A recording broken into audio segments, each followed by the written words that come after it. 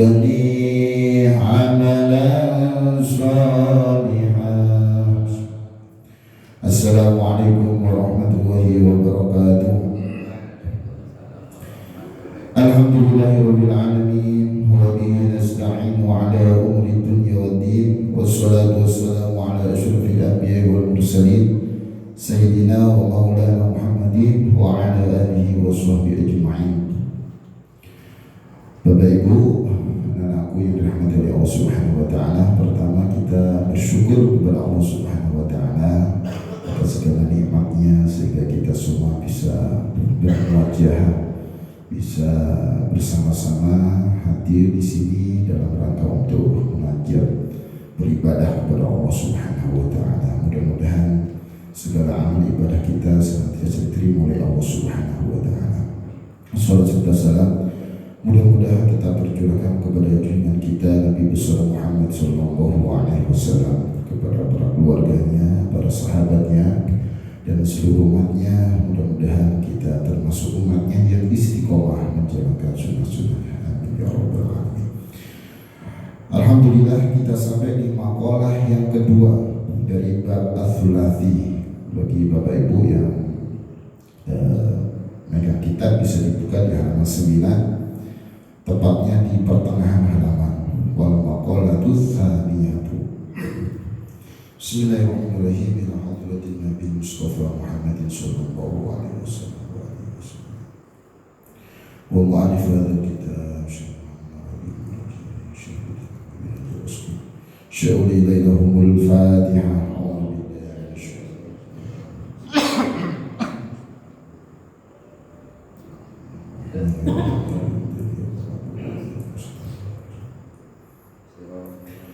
Bismillahirrahmanirrahim. Qala al-mu'allif rahimakumullah wa nafa'ana bihi wa bi ulumihi fi dunya.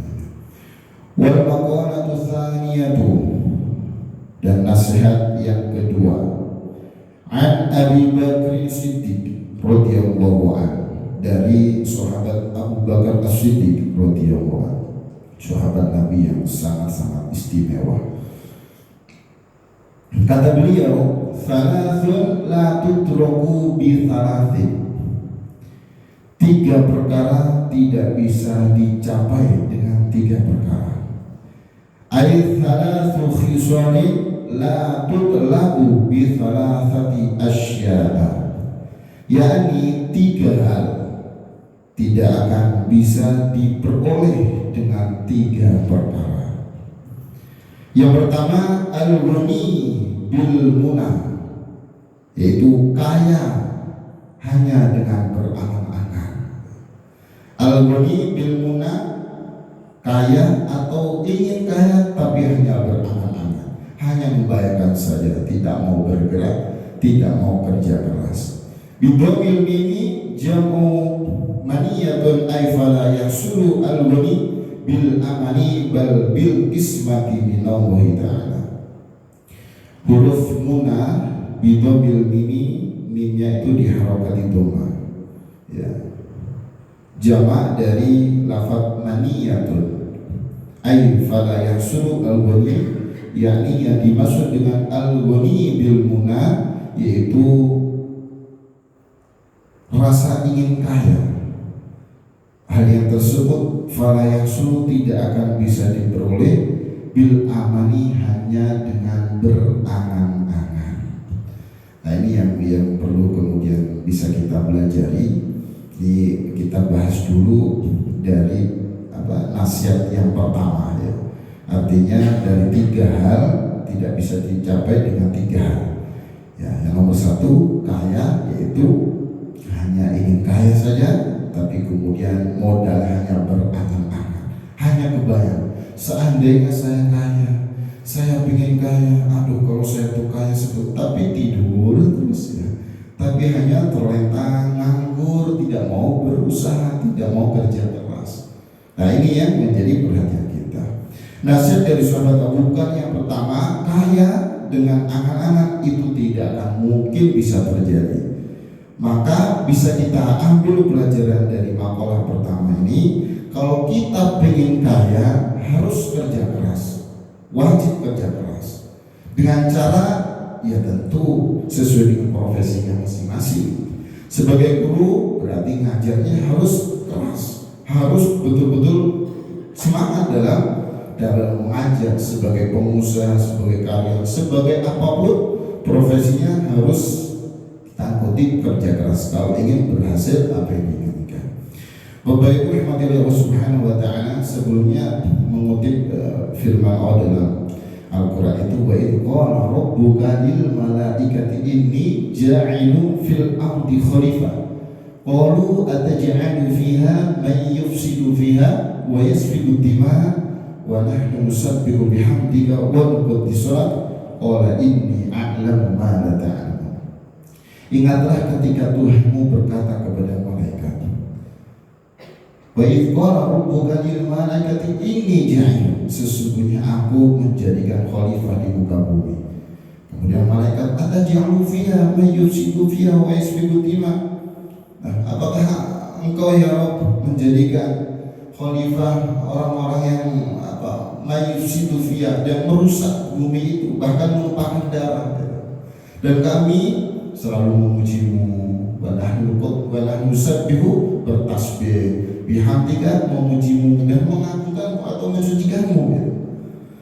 Kemudian qala inni a'lamu ma la ta'lamun, kata Allah, aku mengetahui apa yang kamu tidak ketahui. Begitulah. Jadi kita mendapat amanah yang begitu istimewa dari Allah untuk menjadi khalifah. Khalifah di muka bumi ini kita tentu diberi amanah untuk taat kepada Allah, taat menjalankan perintah-perintahnya, taat menjauhi larangan-larangannya. Dan kita juga diberi amanah yang dimaksud dari khalifah, yaitu di antara kita bisa memakmurkan buminya Allah, bisa melestarikan buminya Allah, bisa memanfaatkan apa yang ada di dalam atau di muka bumi ini. Kita gak kebayang seandainya seperti contoh perumahan Periferi ini yang tadinya rumputan, segala yang seperti tidak bermanfaat, tapi begitu Allah izinkan makhluknya, yaitu manusia siapapun mereka, kemudian dibangun sehingga terlihatlah indah, manfaatnya jelas untuk hunian manusia. Karena apa? Ada khalifah di situ, amanah di situ. Maka ini penting bagi kita ketika kita mendapatkan amanah khalifah untuk melestarikan, memakmurkan bumi ini, dan tentunya itu menjadi bekal kita untuk semangat dalam menjalankan amanah dari Allah Subhanahu wa taala. Nah, ketika amanah ini datang di hadapan kita, maka kita itu diciptakan oleh Allah sebagai manusia, makhluk bukan seperti malaikat, makhluk rohani seperti malaikat, bukan lagi seperti makhluk yang hanya bisa terdiam gitu, terus kemudian hanya bisa berdiri, tidak bisa bergerak seperti hanya patung. Bukan. Kita bisa menggerakkan tangan, kita bisa menggerakkan kaki, menggerakkan mulut kita yang kemudian dari ilmu marketing kita, misalnya dari ilmu strategi kita, segala macamnya kita bisa menggerakkan itu. Ya, artinya apa? Dengan itu sudah Allah beri sarana dan prasarana untuk memakmurkan dunia Allah, untuk memanfaatkan dunia Allah dari skala besar. Bagaimana sebuah negara ketika terlihat hancur dan lain sebagainya, terlihat tidak manfaat begitu, tapi karena Allah sudah titipkan ilmu kekhalifahannya, kemudian bisa berubah menjadi negara begitu besar, begitu manfaat dan makmur. Dan inilah yang sebagai tugas kita untuk senantiasa mengemban amanah yang luar biasa. Karena kita menjadi makhluk yang kemudian bisa bergerak, bisa kemudian berinteraksi, berkomunikasi dan lain sebagainya, kita juga butuh yang namanya kehidupan. Kita di sini butuh makan, kita juga butuh sandang, kita juga butuh tempat tinggal. Manusia, naluri manusia. Jangan kita rasul-rasul terdahulu pun sudah dicatat sama dalam Al-Quran. Wa ma arsalna qablaka minal mursalina illa innahum la ya'kuluna at-ta'am wa yamshuna fil aswaq. Kami tidak menciptakan utusan atau rasul sebelummu wahai Muhammad, melainkan sesungguhnya mereka itu memakan makanan dan berjalan di pasar-pasar. Ini sesuai dengan firman Allah, "Walladzi ja'ala lakumul arda dhalulan famshu fi manakibiha wa kulu min rizqi wa ilaihi nusyur." Surat apa itu? Al-Mulk. Masya Allah. Dia yang menjadikan bumi mudah untuk dijelajahi. Famshu fi manakibiha, maka jelajahilah dalam atau segala penjurunya. Kemudian kita beritakan wa kulu min rizqi, maka sebagian dari rizkinya. Tapi ingat, ilaihi nusyur, hanya kepadalah kau akan dikembalikan atau kembali setelah dibangkitkan. Ketika kita bicara tentang dunia, tentang kehidupan, ujung-ujungnya kita akan diingatkan bahwa kita itu nanti akan kembali. Maka kita harus berhati-hati. Dan kita memang diperintahkan untuk apa? Untuk menebar, untuk kemudian menjelajahi. Punya perumahan di sini, mohon maaf ya, bagi bangun lagi perumahan sini, memang diperintahkan. Punya usaha ini, buka lapak baru, buka lapak ini, menjelajahi. Bahkan untuk mengambil ilmunya sampai ke Cina, sampai ke luar negeri dan lain sebagainya, memang diperintahkan. Famshu fi manakibiha wa ilaihi nusyur. Dan itu luar biasa. Yang penting kita tidak sampai melupakan apa yang menjadi kewajiban kita, seperti hanya sholat kita, ibadah-ibadah yang lain. Fa idza qudiyatis sholatu fantashiru fil ardi wabtaghu min fadlillah wadhkuruhu katsiran la'allakum tuflihun. Surat Al-Jumu'ah. Ketika sudah tunaikan sholat, maka menyebarlah fantashiru fil ardi, menyebarlah ke muka bumi ini gitu. Untuk apa? Mencari anugerah Allah. Wabtaghu min fadlillah. Tapi jangan lupa wadhkuruhu katsiran la'allakum tuflihun. Kita itu berita untuk banyak-banyak mengingat Allah agar kita beruntung. Kenapa? Fadhkuruni adzkurkum, kata Allah. Maka kalau kita ingat sama Allah, Allah sudah otomatis akan ingat kepada kita. Luar biasa hati bersihnya ya. Kalau kita kepada Allah itu hanya kemudian berjalan, Allah lari kepada kita ya. Jadi ketika kita sambil usaha, sambil bekerja, sambil beraktivitas, kita tidak sampai lupa dengan Allah. Ketika kita berhasil, ingat, alhamdulillah ya Allah, Engkau yang memberi berhasil. Ketika gagal, alhamdulillah ya Allah, Engkau beri gagal. Pasti ada hikmah semua ini. Jadi semua dikembalikan kepada Allah ya. Selalu ingat Allah. Kalau sudah seperti itu, yakin Allah akan ingat kepada kita. Salah satu jalannya kita akan diberi kemudahan untuk menuju apa yang kita cita-citakan, apa yang kita usahakan. Jadi kebagian daripada kita untuk diperintah untuk menebar, beraktivitas. Bagaimana kemudian ayatnya yang fabtahu indallahi rizqa wa'buduhu washkuruhu la'allakum ilaihi turja'un. Maka fabtahu indallahi rizqa, carilah di sisi Allah rezeki. Jadi kita diperintahkan untuk mencari rezeki, ya, di sisi Allah. Tapi rezeki dari Allah sudah jelas ya. Nah, tentu kita mencari rezeki dimanapun, dalam kondisi bagaimanapun, kemudian kita mendapatkan rezeki itu hakikatnya Allah mengambil rezeki kepada kita cuma melewati tempat kerja kita, melewati tempat usaha kita dan lain-lainnya. Tapi ingat lanjutannya ayatnya, wa'buduhu, maka menyembahlah kepada Allah.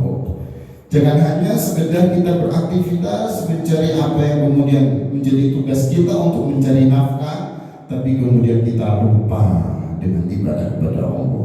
Walaupun ya bekerja juga bagian dari ibadah. Kita bekerja di pabrik misalnya, bekerja di perumahan, bekerja di mana dan segala macam. Itu bukan berarti urusan dunia, tidak. Tergantung kita bagaimana mengolah pikir kita, mengolah hati kita, sehingga menjadi aktivitas atau pekerjaan yang bernilai ibadah. Karena perintah Allah juga itu, wa qul i'malu fasayarallahu 'amalakum wa rasuluhu wal mu'minun. Bekerjalah kalian, maka Allah akan melihat pekerjaanmu, dan begitu juga Rasul dan orang-orang mukmin.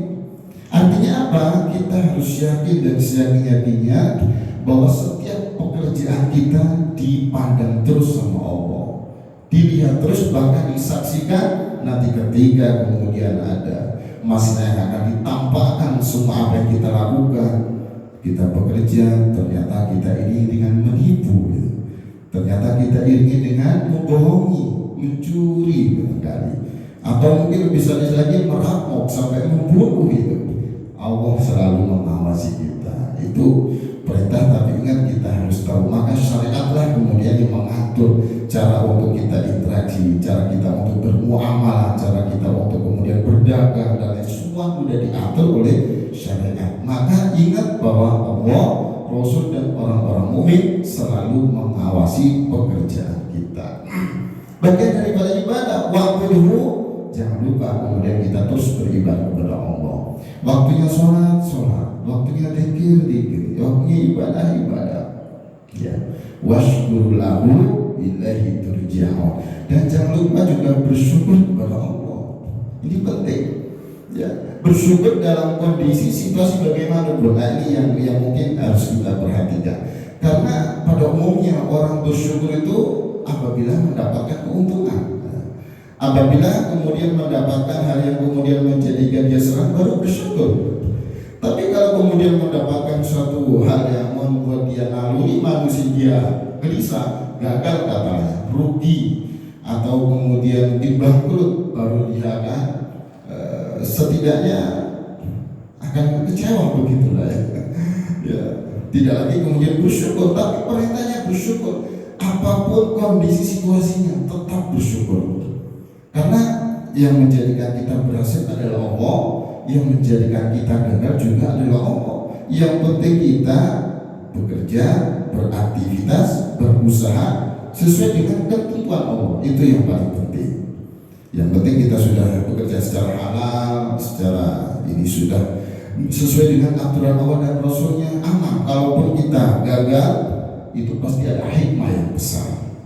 Pasti ada hikmah yang besar, dan pastinya ketika semua dijalani sesuai dengan ketentuan Allah, kok gagal, ada masanya dia akan merasakan kesuksesan yang besar.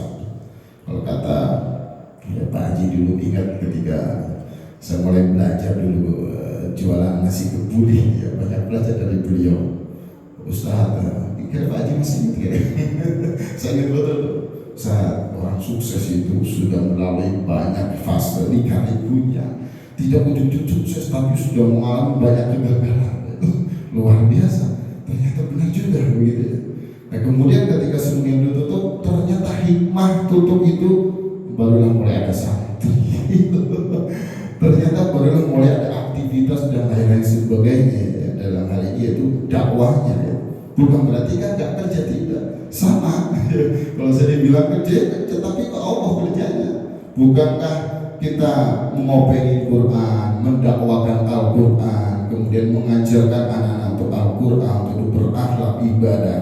Bukankah itu menjadi tentaranya Allah? Bukankah itu menjadi yang kemudian al-ulama warathatul anbiya, pewaris nabi? Ya, itu balik lagi, kita beraktivitas, bekerja sesuai dengan profesinya masing-masing. Tapi luar biasa, ternyata kasih sebuah kegagalan itu ada hikmah yang besar. Dan sekarang baru terasa luar biasa, masya Allah, hikmahnya ternyata seperti ini. Ya, tentu kalau dibayangkan, ya tentu banyak hal yang kemudian bisa menjadi renungan. Nah, kemudian inilah yang kemudian harus kita betul-betul camkan, bahwa dalam kondisi situasi bagaimanapun kita harus bersyukur. Karena sudah kita pelajari sebelumnya, orang yang ma'rifat, kita sudah belajar tentang ma'rifat, orang yang sudah mengenal Allah itu luar biasa. Hamul arifi at-tanahu, cita-cita orang yang ma'rifat, yang sudah mengenal Allah ya, itu hanya yang ada dalam pujian. Pujian aja yang ada. Kondisi senang, memuji Allah. Kondisi naluri manusia, fitrah manusia, dia saat gelisah, sedih karena satu masalah, problem misalnya, atau suatu ujian, tetap memuji. Hanya ada yang ada dalam pujian. Ketika dia mendapatkan suatu keberkahan, suatu nikmat, terus memuji kepada Allah. Suatu hal kemudian kalau dalam urusan usaha kegagalan, memuji Allah. Yakin pasti ada hikmah yang besar dari balik semua ini. Dan pastinya kalau kita yakin, sudah pasti. Karena nggak mungkin sesuatu yang terjadi tanpa ada hikmah dari Allah. Nggak ada yang sia-sia, nggak ada yang kemudian terjadi hanya kebetulan, tidak. Semua udah diatur oleh Allah. Walaupun sehelai daun jatuh pun itu sudah menjadi ketetapan Allah. Apalagi hal yang besar menyangkut kesuksesan kita, kegagalan kita sudah pasti menjadi catatan Allah. Nah itu tuh yang perlu kita renungkan, bahwa kita harus bersyukur karena ayat yang jelas, fabtahu indallahi rizqa wa'buduhu washkuru lahu ilaihi turja'un. Ditutup dengan hanya kepadanya lah engkau akan kembali. Kalaupun kita bekerja, beraktivitas, ingat suatu saat kita akan mati gitu. Maka harus hati-hati dalam bekerja, harus hati-hati dalam beraktivitas, jangan lupakan akhirat ya, karena memang perintah juga kita untuk senantiasa mementingkan akhirat terlebih dahulu. Wabtaghi fima ataqallahu darul akhirah wa la tansa nasibaka minad dunya wa ahsin kama ahsana ilaika.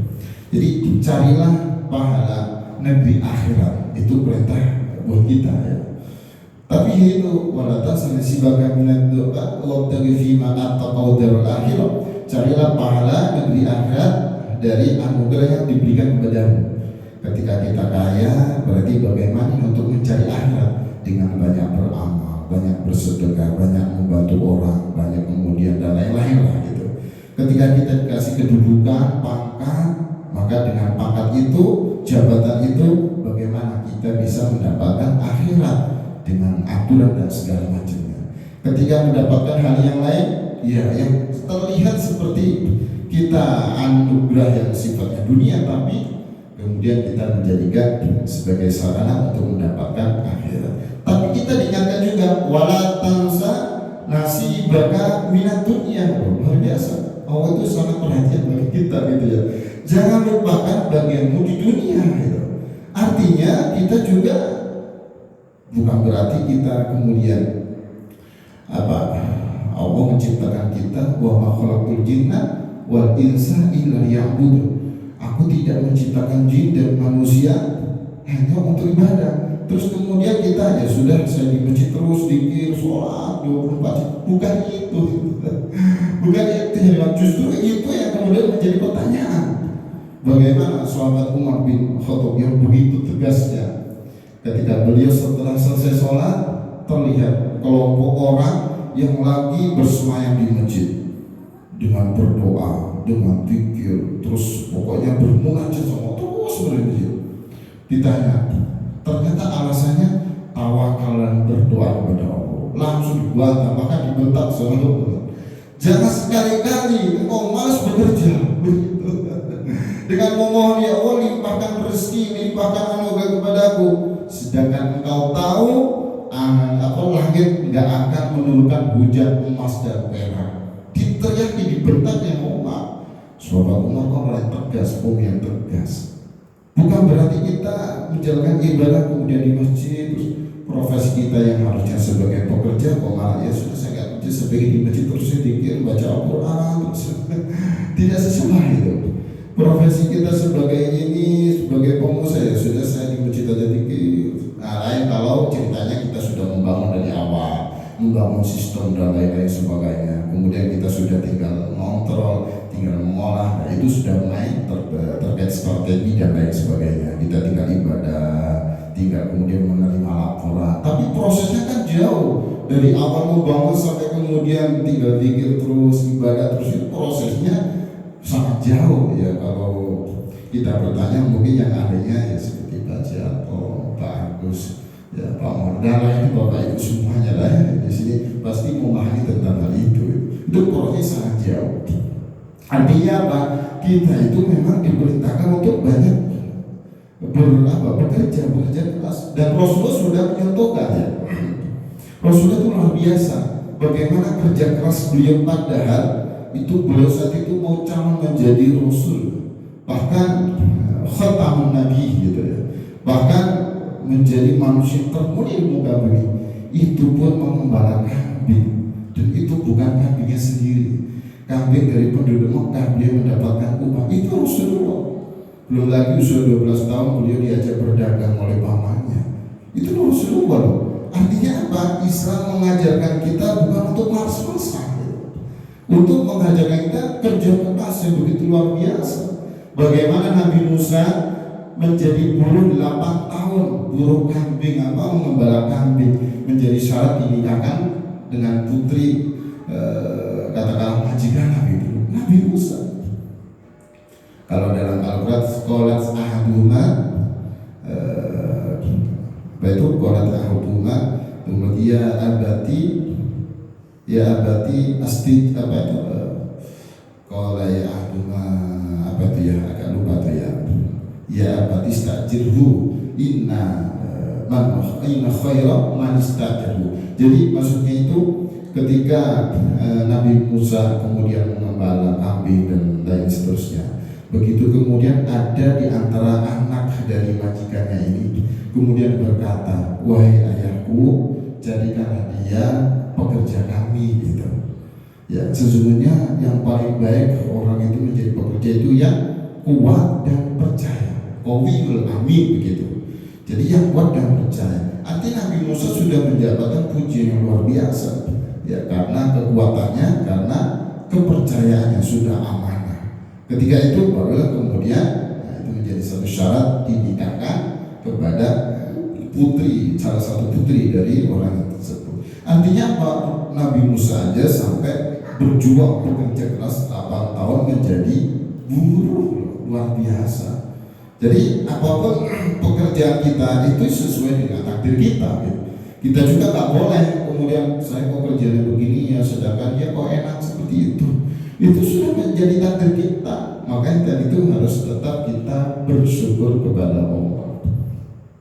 Yang bekerja, mohon maaf, yang sampai kemudian panas-panasan, yang kemudian sampai kemudian mungkin tangannya sampai melepuh dan segala macam. Lu itu hal yang luar biasa. Coba zamannya Rasulullah, mohon maaf ya, sahabat Sa'ad bin Mu'adz ketika beliau itu sama dengan Rasulullah, ini hal yang luar biasa.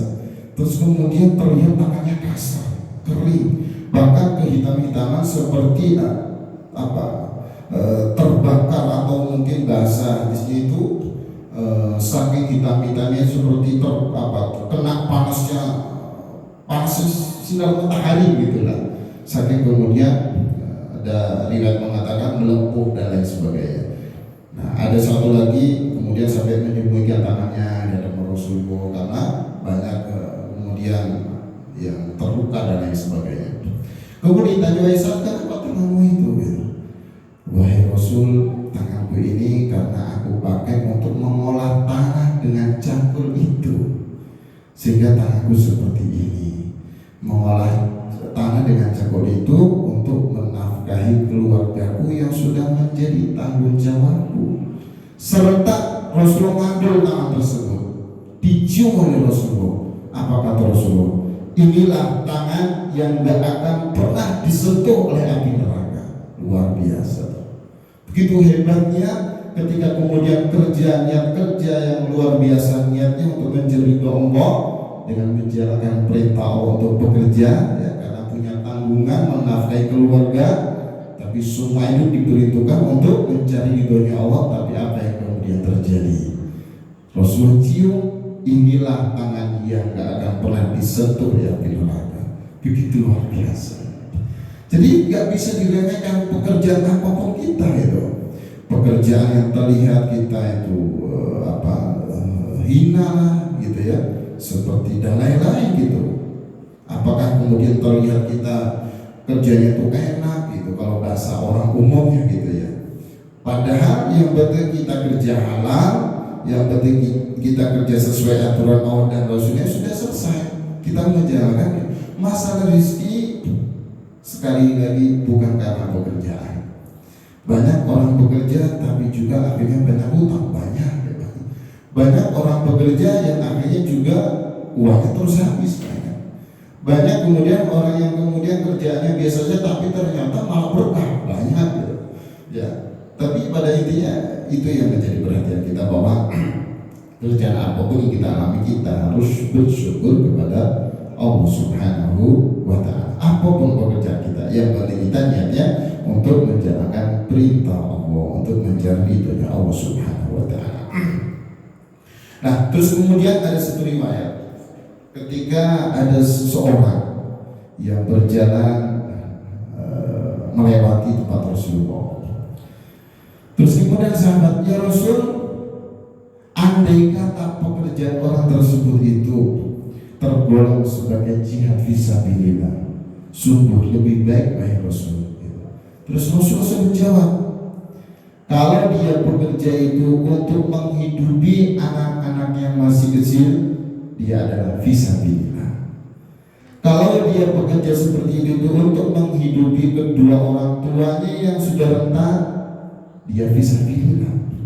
Kalau dia bekerja seperti itu untuk kepentingan dirinya agar tidak minta-minta, dia adalah fisabilillah. Hadis riwayat Imam Tabrani.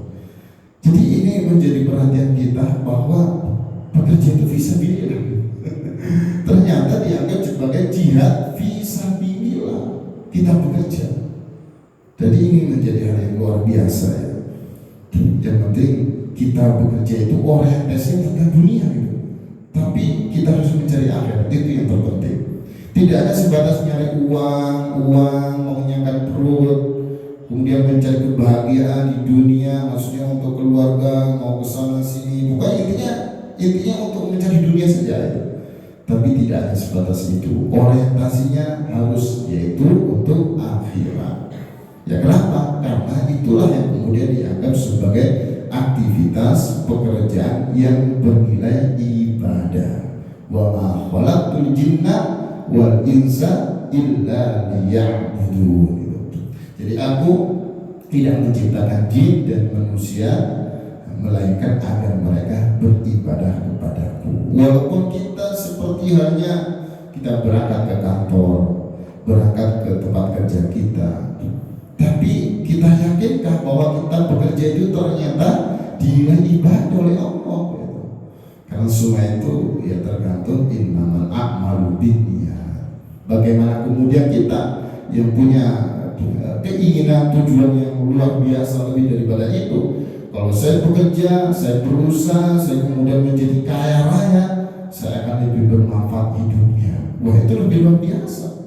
Bagaimana Abdurrahman bin Auf, bagaimana kaya Utsman bin Affan, Rasulullah dan lain sebagainya itu menunjukkan bahwa kerja keras Rasulullah aja seperti itu berarti menunjukkan atau mengajarkan kita itu ayo jadi orang kaya raya, begitu loh maksudnya.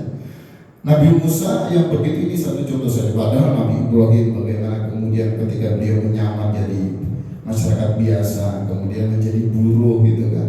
Terus kemudian diperintahkan untuk apa? Untuk kemudian merawat buah itu. Wahai Ibrahim, coba ambilin buah yang menurut kamu paling manis. Ambilin sama Nabi Ibrahim. Ini wahai apalah gitu ya, wahai tuan segala macam lah gitu. Langsung begitu dikunyah, langsung dilupain. Kamu ini gimana udah bertahun-tahun kerja di sini tapi kamu nggak ngerti mana yang paling manis ya. Coba cari lagi. Baik, ambilin lagi. Loket juga, kamu ini kerja kok nggak benar. Udah bertahun-tahun nggak tahu yang paling manis yang mana gitu. Tapi kemudian dijawab sama dia, bukankah Tuhan memerintahkan aku di sini untuk menjaga pohon Tuhan, merawat pohon Tuhan, bukan untuk memakan pohon Tuhan walaupun satu buah saja. Astagfirullahaladzim, betul Pak. Akhirnya beruntung itu, betul sekali itu. Saya memerintahkan kamu untuk menjaga ya, untuk kemudian merawat, bukan untuk makan. Maka nggak salah kalau engkau nggak tahu dari buah satu buah mana yang paling manis.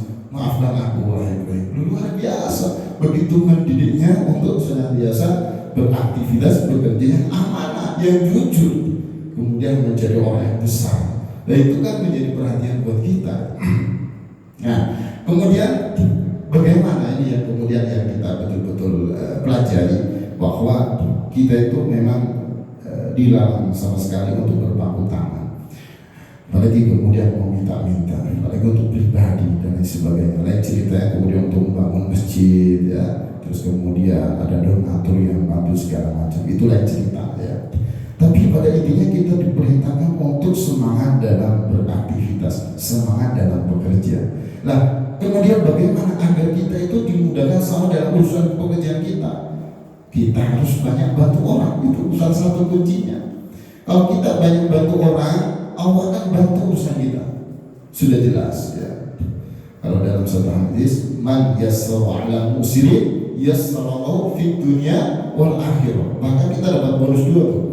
Barang siapa yang menyelesaikan urusan orang mukmin atau memudahkan kesulitan orang mukmin, yassarahu fid dunya wal akhirah. Kita dapat 2 malah. Allah akan mudahkan urusan kita di dunia dan juga di akhirat. Urusan kita di dunia, urusan pekerjaan, urusan keluarga, urusan lain-lain, kesehatan, itu urusan kita di dunia. Tapi karena memang semua yang memiliki dunia adalah Allah, yang menggerakkan kita adalah Allah, ya Allah sangat mudah memberi kita kemudahan dalam menjalani urusan kita di dunia. Karena apa? Yassarallahu fid dunya wal akhirah. Allah akan memudahkan kita untuk menghadapi atau menjalani segala urusan kita yang ada di dunia, bahkan nanti di akhirat. Itu luar biasa. Nah, ketika kemudian kita bekerja, kita lihat, saya bekerja udah banting tulang pagi, siang, sore, malam, terus daya dan upaya udah saya keluarin gitu. Tapi kok gagal terus ya. Sedangkan itu kayak terlihat enak banget itu, tapi kok terlihat sukses terus, berhasil terus. Loh, maka hal yang itu harus kita hindari. Kenapa? Ada satu ayat dalam Al-Quran, wala tatamannaw ma faddalallahu bihi ba'dakum 'ala ba'd lirijali nasibum mimma iktasabu wa linisai nasibum mimma iktasabat was'alullaha min fadli innahu kana bikulli syai'in 'alima. Janganlah iri hati terhadap karunia yang dilimpahkan oleh Allah kepada sebagian kalian atau sebagainya. Kita nggak boleh iri kepada orang yang terlihat usahanya maju, usahanya berkembang, ya. Terus kemudian aktivitinya kalau lebih baik, kita nggak boleh iri gitu. Kita nggak boleh sama sekali, nggak boleh iri. Ya, maka ini salah satu efek kalau urusan dunia kita melihatnya ke atas gitu. Yang harusnya urusan dunia kita melihatnya ke bawah, agar kita jadi banyak bersyukur. Kalau melihat ke atas, ya kita bisa kesandung gitu kan. Kita nggak lihat jalan, lihatnya ke langit aja pas jalan. Nggak tahu kalau di situ ada batu, mending kalau ada kulit pisang kepleset jadi jatuh. Kalau ada lubangan gimana? Maka kita harus hati-hati, lihatnya ke bawah, jangan lihat ke atas. Kalau lihat ke atas urusan dunia, kita nggak ada bersyukur ya sama Allah. Yang ada adalah suudon. Ya Allah, Engkau beri aku seperti sedangkan dia begitu. Saya udah rajin sholat, saya udah ini, tapi dia kayaknya jarang ibadah, tapi kok kaya gitu. Ngelihat urusan dunia ke atas, yang ada adalah suudon terus sama Allah. Yang ada adalah apa? Berprasangka buruk terus sama Allah, bahkan mencela Allah gitu. Tapi yang seharusnya kita melihat ke atas itu urusan akhirat. Ya Allah, dia itu rajin banget sholatnya, ibadahnya. Ya, jadi termotivasi untuk bisa lebih semangat dalam urusan akhirat. Dia itu pintar ngaji misalnya, pintar ngaji Al-Quran seperti anak-anak di sini ya, insya Allah menjadi motivasi ya Allah gitu. Jadi ada motivasi kalau kita lihat urusan akhirat, yaitu ke orang yang di atasnya. Jangan lihat ke bawah. Kalau lihat ke bawah, ya otomatis nggak termotivasi, bahkan akan ikut kita malas juga. Nah, begitu. Kalau lihat ke bawah, lihat kemudian kita ibadah di rumah atau melihat teman atau melihat orang lain atau melihat siapapun, kok malas ibadah, ya itu jadi kurang motivasinya. Kok malas kemudian belajar dan lain sebagainya. Terutama anak-anak di sini, kok itu malas ngafal Quran, ya sudah saya ikutan malas. Jadi gitu ya. Kalau itu juga nggak murojaah tuh, ya sudah gitu. Melihatnya ke atas tuh, itu lafalnya udah 11 juz ya. Ya udah berarti saya harus semangat. Nah begitu ya. Itu urusan akhirat harus melihat ke atas. Nah, terus kemudian bagaimana? Liri jari nasi bumi atas dan kelanjutannya tersebut. Karena bagi laki-laki itu mendapatkan bagian dari apa yang mereka usahakan. Begitu juga perempuan mendapatkan bagian dari apa yang mereka usahakan. Jangan iri gitu. Wajar dong dia kaya karena dia jadi pengusaha besar, wajar. Tapi prosesnya jangan dilihat hasilnya, prosesnya dilihat dulu. Perjalanan dia jadi pengusaha sukses seperti apa awalnya. Kalau pengen tahu ya tanya gitu. biar kemudian bisa menjadi kalau pengen tahu kan begitu. Tapi oleh tidak kita bisa berbelajar gitu ya. Jangan ya hal yang wajar kemudian kalau itu kayaknya tidak maju-maju, iya ya, tapi karena kan mungkin jarang keluar atau mungkin jarang bekerja, jarang ini, hal yang wajar begitu. Maka di situ disampaikan di ayat Al-Quran tersebut itu laki-laki sudah mendapatkan bagian sesuai dengan usahanya, begitu juga perempuan. Dia punya ini punya itu segala macam, ya wajar dia menjadi direktur misalnya, direktur perusahaan, tidak manajer perusahaan dan lain-lain. Ya tapi prosesnya kan dia harus sekolah dulu, dia harus belajar, dia harus ini, dia harus ini. Makanya jadi direktur gitu, makanya jadi manajer, makanya punya perusahaan karena dia banyak belajar. Ya tentu beda dengan orang yang tak berilmu sama berilmu gitu ya. Tentu beda sangat jauh ketika dia diberi hal kemudian bicara tentang rezeki, tentang kedudukan pangkat, dia percaya itu karena ada ilmu, karena ada pengalaman, karena ada hal yang kemudian bisa mendorong akhirnya dia jadi orang hebat seperti pengusaha sukses, pejabat yang hebat ya, direktur segala macam. Kalau kalau nggak ada ilmunya ya mana mungkin itu melalui masjid kita sudah jalan seperti itu ya. Maka apa? Hal yang biasa makanya jangan iri gitu. Kalau pengen seperti itu ya ayo kerja keras gitu. Bahasa simpelnya seperti itu. Kalau pengen seperti kayak dia ya maka kerja keras. Belajarlah sama dia, belajar sama orang-orang hebat. Kalau pengen sama dia belajar jangan cuma iri. Kalau iri nanti awal mulanya iri, dengki. Kemudian berikutnya dia akan menghibah. Nah, mulai itu. Setelah menghibah dia akan memfitnah. Dia itu seperti ini loh ya. Asal-asalnya iri doang. Karena dibiarin mulainya menghibah, memfitnah. Bahkan lebih besar daripada itu gara-gara iri. Makanya sudah Allah larang jangan sampai wala tangan naumat. Sudah dibagi. Yang menjadi solusi apa? Lanjut ayatnya. Was'alullaha min fadli. Jangan iri, tapi apa? Mintalah kepada Allah dari karunia. Minta kepada Allah. Ini yang penting. Jadi kita minta kepada Allah, kita juga bekerja, beraktivitas, minta kepada Allah, dan yakinlah dengan begitu, insya Allah akan kasih kita kemudahan untuk mendapatkan suatu hal yang luar biasa. Karena kalau kita bicara tentang pekerjaan ini hal yang luar biasa. Kalau kita kaji tentang pekerjaan itu motifnya banyak. Ada satu hadis Nabi yang diriwayatkan oleh Imam Abi Hurairah radhiyallahu bahwa Rasulullah SAW itu bersabda, Inna minad dunubi la dunuban la tukaffiruha as-salatu wal siyamu wal hajju wal umratu. Qala wa ma tukaffiruha ya Rasulullah? Qala al-humumu fi talabil ma'isyati. Rawahu Tabrani. Sesungguhnya di antara dosa-dosa itu ada suatu dosa yang gak bisa dihapus. Dia gak bisa dihapus, gak bisa diampuni dengan sholat, gak bisa. Dengan puasa gak bisa. Dengan haji juga gak bisa. Dengan umroh juga gak bisa. Terus bertanya sahabat, ya Rasulullah, terus dengan apa itu bisa dihapus dosa itu? Kok dengan puasa gak bisa, dengan sholat juga gak bisa, terus kemudian haji juga gak bisa, dengan umroh juga gak bisa, dengan apa? Qala al-humu fi talabil ma'isha. Dengan semangat mencari nafkah. Aduh, luar biasa ya. Dengan semangat mencari rizki. Hadis riwayat Imam Tabrani. Jadi ada banyak hal yang kemudian bisa menjadi dosa kita terampuni. Ya pasti sholat bisa ya. Ya, inna sholat tanha 'anil fahsya'i wal munkar sudah jelas. Inna hasanat yudhibna sayyi'at. Sesungguhnya kebaikan-kebaikan bisa menghapus dosa. Termasuk sholat kan baik, bisa menghapus dosa. Puasa juga baik, bisa menghapus dosa. Pokoknya kebaikan-kebaikan bisa menghapus dosa. Tapi ada suatu dosa yang tidak bisa dihapus. Nah kan kita jadi pertanyaan. Tapi Rasulullah luar biasa menjawabnya. Ketika ditanya apa itu Rasul, dengan apa itu dosa bisa dihapus? Al-humumu fi talabil ma'isha. Ini yang penting, yaitu dengan semangat mencari nafkah.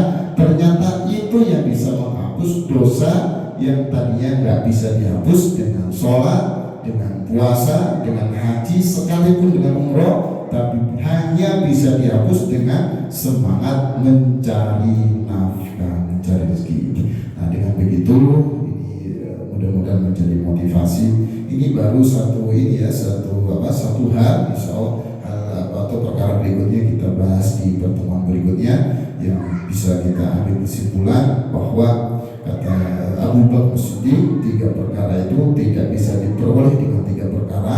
Yang nomor satu tadi disampaikan, kaya atau ingin kaya hanya dengan berangan-angan, hanya dengan membayangkan saja, nggak mau bekerja keras, nggak mau bergerak, nggak mau keluar rumah untuk beraktivitas, mana mungkin dia bisa jadi kaya, ya kan?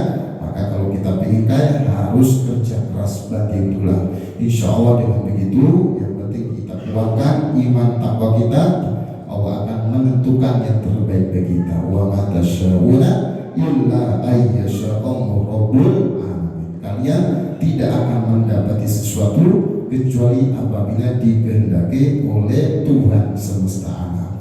Kita kaya, Allah yang menghendaki. Kita gagal juga Allah menghendaki. Agar Allah menentukan terbaik bagi kita, maka salah satu solusinya kita harus meningkatkan kualitas iman dan takwa kita kepada Allah Subhanahu wa taala.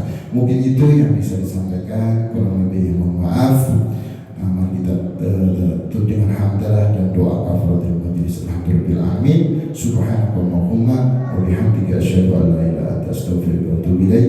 Wassalamualaikum warahmatullahi wabarakatuh.